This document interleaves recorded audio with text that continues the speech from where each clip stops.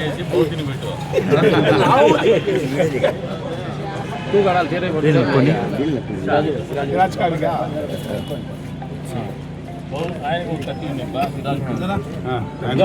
సిరాజ్ భాయ్ లేవు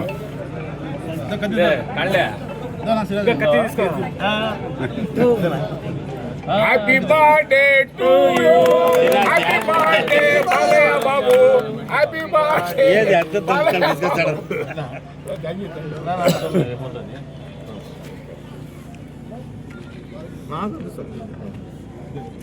చుట్టూ ఉంటుంది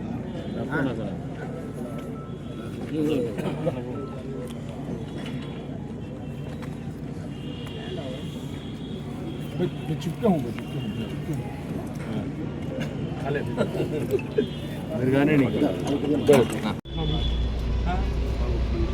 నటరత్న పద్మభూషణ్ శ్రీ నందమూరి బాలయ్య బాబు గారి జన్మదినోత్సవం సందర్భంగా కదిర్లో ఆయన అభిమాన సంఘానికి అధ్యక్షుడైనటువంటి మధు గారు ఏర్పాటు చేసినటువంటి కార్యక్రమంలో ఇచ్చేసినటువంటి బాలయ్య బాబు అభిమానులకి తెలుగుదేశం పార్టీ కుటుంబ సభ్యులకి అందరికీ కూడా బాలయ్య బాబు జన్మదినోత్సవ శుభాకాంక్షలు. అంతే స్థాయిలో కదిరి నియోజకవర్గ ప్రజల తరఫున కూడా మా అభిమాన నటుడు ఆంధ్రుల అందగాడు పద్మభూషణ్ బాలయ్య బాబు గారికి జన్మదినోత్సవ శుభాకాంక్షలు. ఒక వ్యక్తి ఇన్ని రకాలైనటువంటి భిన్నమైనటువంటి పాత్రలు జీవితంలో పోషించగలుగుతున్నాడంటే అది మహద్భాగ్యము. అది కొద్ది మందికే సాధ్యం.